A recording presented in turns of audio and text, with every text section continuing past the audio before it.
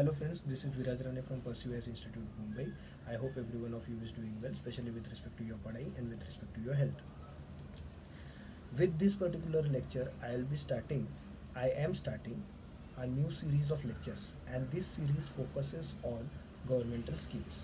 जो आपका lecture series है एंशियंट इंडिया का वो इसी के साथ पैरेलली चलता रहेगा. तो we will be looking into both the sections, that is ancient India and government schemes.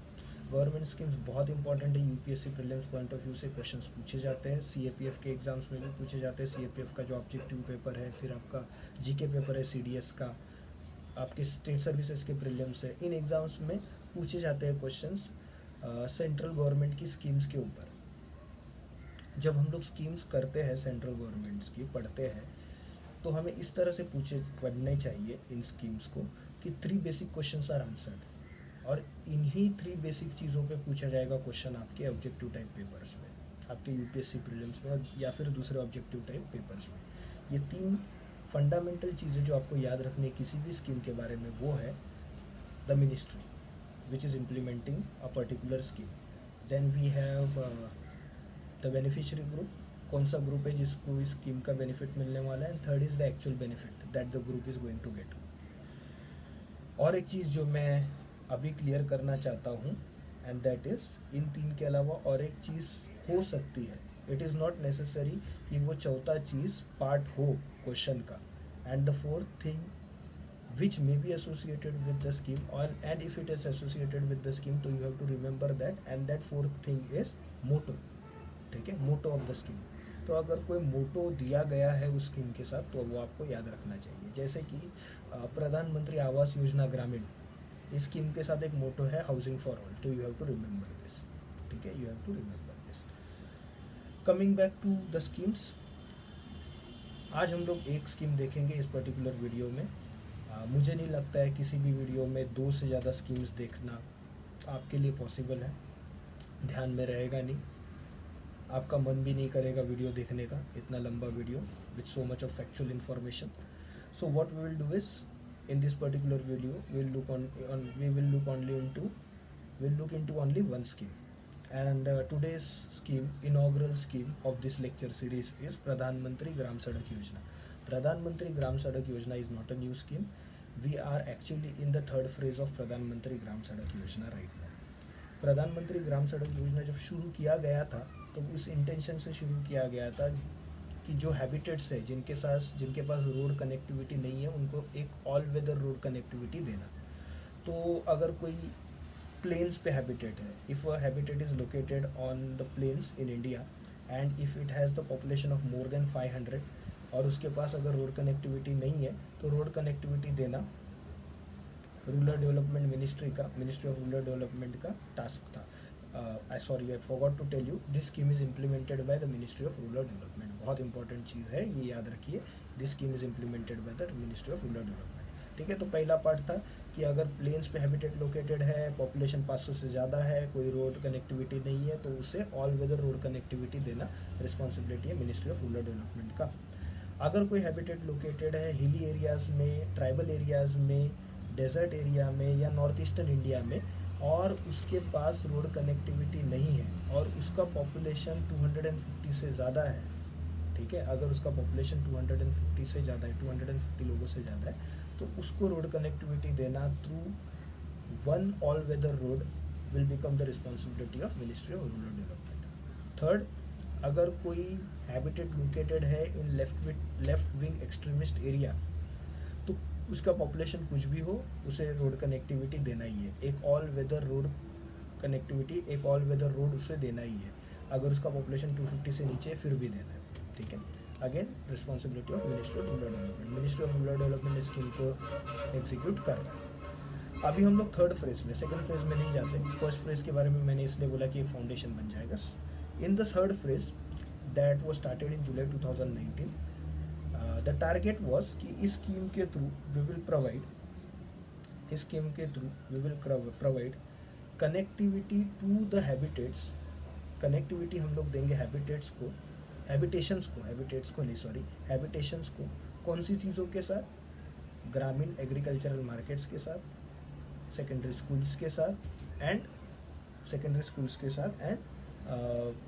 Hospitals के साथ, तो 3 चीज़ों के साथ हम लोग हैबिटेशंस को कनेक्टिविटी देंगे, ग्रामीण agricultural market, secondary schools and hospitals. Also जो पहले 2 फ्रेजेस में हमने रोड्स बनाए हैं उन गेन्स को हम लोग कंसोलिडेट करेंगे। तो पहले 2 फ्रेजेस में हमने बनाए हैं 1,25,000 किलोमीटर्स के रोड, तो उन रोड्स के गेन्स को हम लोग कंसोलिडेट करेंगे। और एक चीज़ जो हमने इसी स्कीम में हमें याद भी रखनी चाहिए, and that is with respect to the shares, कि पैसा कहाँ से कितना आएगा। तो इस स्कीम को फंड जो है सेंट्रल और स्टेट गवर्नमेंट दोनों करते हैं। Basically there are 2 types of schemes, one are central sector schemes जिसमें पैसा सिर्फ सेंट्रल गवर्नमेंट देता है, and then there are central sponsored scheme जिसमें पैसा सेंट्रल और स्टेट गवर्नमेंट्स दोनों देती है। तो दिस पर्टिकुलर स्कीम जो है, this is centrally sponsored scheme. तो इसमें 60% money comes from central government and 40% money comes from state governments. It is not uniform though. तो if we take Himalayan states and if we take north eastern states, तो वहाँ पे the distribution is 90-10, 90% funds come from central government and 10% funds come from state government. तो north eastern states में 7 sisters है और सिक्किम है, 7 sisters plus Sikkim. And Himalayan states में जब ये थर्ड फेज लॉन्च किया गया था जुलाई 2019 में, तो उस वक्त हिमालयन स्टेट्स में 3 स्टेट्स थे, and those 3 states were Himachal Pradesh, Uttarakhand and Jammu and Kashmir. But Jammu and Kashmir is now not a state, it is an union territory. तो ये याद रखिए। One more thing, duration of the third phase is from 2019-20 to 2024-25। मुझे नहीं लगता ये पूछेंगे, कोर इम्पॉर्टेंट था कनेक्टिविटी हैबिटेशंस का उन 3 जगहों के साथ, ठीक है, ग्रामीण agricultural markets, hospitals and schools. आगे with respect to this scheme, एक और स्कीम इसके साथ में चल रहा है, इसी के अंदर चल रहा है, and that is road connectivity project for left wing extremist areas. तो लेफ्ट विंग एक्सट्रीमिस्ट एरियाज में रोड कनेक्टिविटी लाना भी इसी स्कीम के थ्रू हो रहा है। Ministry of rural development is responsible for it. What is done is 35 worst left wing extremist affected districts and 9 districts जिनके बारे में बोला जाता है कि हाँ ठीक है, दिस आर ऑल्सो प्लेसेस जो अफेक्टेड हो सकती है, and they are very near to this 35 districts. तो टोटल मिला के 44 districts, 35 of them worst hit extremist left wing extremist districts and 9 districts which are adjoining to this 35 districts. So in total 44 districts are connected with better roads. So road building and upgradation of road is the motto of this particular sub scheme. Another thing is that कि इसका focus बहुत clear है this particular scheme का, and that is providing security and communication facilities. तो 2 schemes हमने देख ली, actually एक ही scheme है, सेकंड वाला जो हमने देखा वो सब स्कीम है। तो दिस स्कीम प्रधानमंत्री ग्राम सड़क योजना implemented by rural development ministry. Third phase में हम लोग हैं। थर्ड फेज में हमें हैबिटेशंस को कनेक्ट करना है ग्रामीण एग्रीकल्चरल मार्केट, स्कूल्स और हॉस्पिटल्स के साथ। 2024-25 तक ये स्कीम ख़त्म करनी है।